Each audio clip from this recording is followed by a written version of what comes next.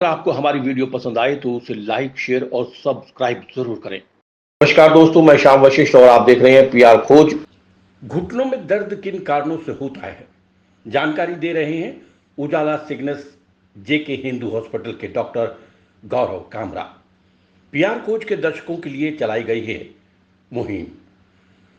मानव शरीर में पैर जितने महत्वपूर्ण हैं उतने ही महत्वपूर्ण हैं उनके बीच में बने घुटने। घुटनों से ही पैरों को मोड़ने की क्षमता मिलती है। इन्हीं घुटनों में कई कारणों से दर्द होने लग जाता है। इसके कई कारण हो सकते हैं। उजाला सिग्नस जेके हिंदू हॉस्पिटल के डॉक्टर गौरव कामरा पीआर खोज द्वारा चलाई गई मुहिम मनुष्य को होने वाली बीमारियां और उनके उपचार के बारे में हमारे दर्शकों को परामर्श दे रहे हैं। तो आइए दोस्तों, डॉक्टर गौरव कामरा से जानते हैं क्यों होता है घुटनों में दर्द और कैसे करें बचाव। हेलो एवरीवन, आज हम बात करेंगे नी जॉइंट के बारे में। I am doctor Gaurav Kamra, consultant orthopaedics, spine surgeon, joint replacement and arthroscopy surgeon eight Ujala Cygnus hospital Sonipat.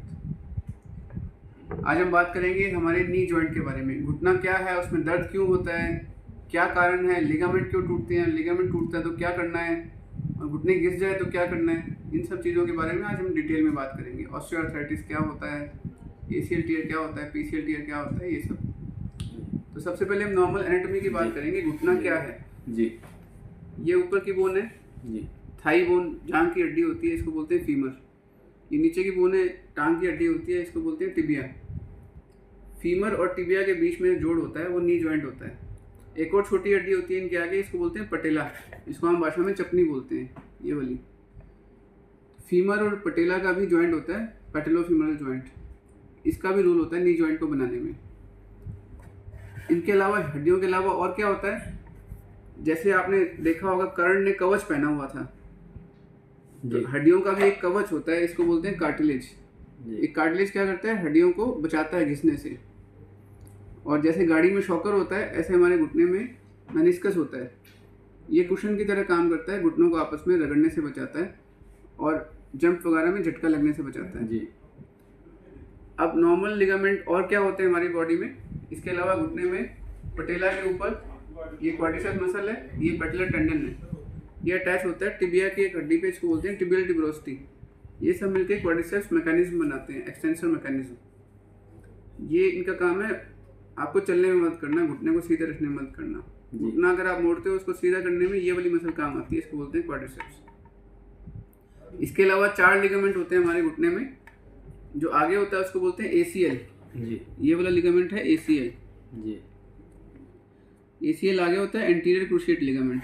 जो पीछे होता है उसको बोलते हैं पीसीएल, पोस्टीरियर क्रूशिएट लिगामेंट। जो साइड में होता है, अंदर की साइड होता है, उसको बोलते हैं एमसीएल, मीडियल कोलैटरल लिगामेंट। और जो बाहर की साइड होता है उसको बोलते हैं एलसीएल, लैटरल कोलैटरल लिगामेंट। और ये एलसीएल जिस हड्डी पे अटैच होता है उसको बोलते हैं फिबुला। टिबिया के अलावा फिबुला का भी पार्ट होता है, टिबियोफिबुलर जॉइंट है ये। अब क्या होता है, जो लोग भागते हैं, जो स्पोर्ट्स इंजरीज करते हैं, जो एक्सरसाइज करते हैं, मैराथन में जाते हैं, स्प्रिंट करते हैं और फुटबॉल खेलते हैं, फुटबॉल प्लेयर्स में, या हैवी स्पोर्ट्स एक्टिविटीज जैसे बास्केटबॉल हो गया, उनमें अगर ट्विस्टिंग इंजरी हो जाए भागते भागते, तो मोस्ट कॉमनली एसीएल टीयर सबसे ज़्यादा कॉमन है।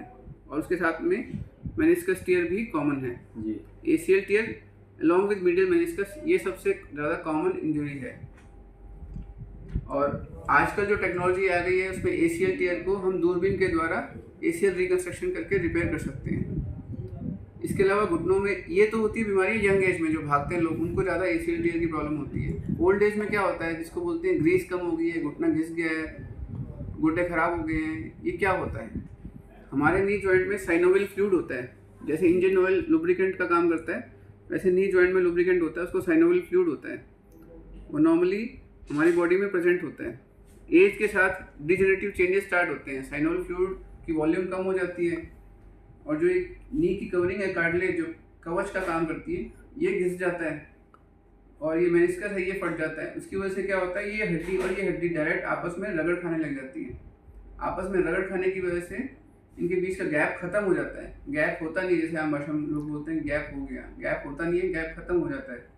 तो उसकी वजह से हड्डी से हड्डी रगड़ खाती है। जब हड्डी आपस में भिड़ेगी तो दर्द करेंगी। वो लास्ट स्टेज में होता है। स्टार्टिंग में क्या होता है कि ये थोड़ा घिसता है, उसके बाद ही मेनिस्कस फटता है, उसके बाद भी स्पेस बनी रहती है, लास्ट स्टेज में जाके स्पेस बिल्कुल खत्म हो जाती है। जी। तो 4 स्टेज होती हैं।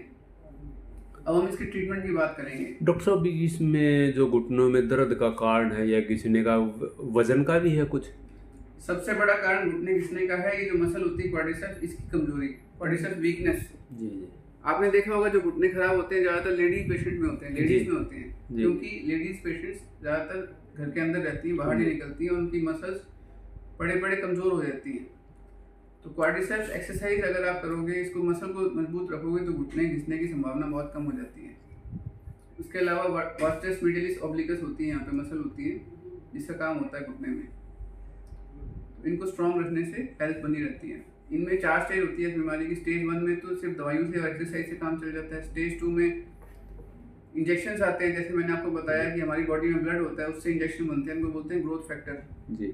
उसके इंजेक्शन लगते हैं। सेकंड स्टेज 2 और स्टेज 3 में वो काम करते हैं। स्टेज 4 में, स्टेज 2 और 3 का एक और ट्रीटमेंट होता है कि जो चीज़ें हड्डी आपस में घिस रही हैं उस घिसने को दूर किया जा सके। जी। अब 2 इलाज हैं, या तो आप अपने नेचुरल घुटने को बचा लो, उसके लिए क्या करते हैं हम यहाँ पे हड्डी को कट करके यहाँ पे एक प्लेट लगा देते हैं और बीच में इसकी जगह बढ़ा देते हैं, स्पेस बन जाती है, उससे हड्डी घिसना बंद हो जाती है। प्लस हम इंजेक्शन लगा देते हैं ग्रोथ फैक्टर का। जी जी। इससे क्या होगा, आपका नेचुरल जॉइंट बच गया। जो दूसरा तरीका क्या होता है, नी रिसरफेसिंग।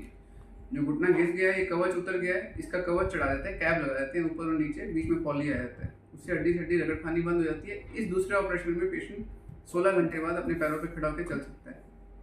जो पहले बोलते थे नी रिप्लेसमेंट, अब वो रिप्लेसमेंट ना होकर नी रिसरफेसिंग हो गया है। जी जी। जैसे रूट कैनाल में कैप लगती है दांतों की, जी। वैसे ही कैप हो गई है घुटनों की।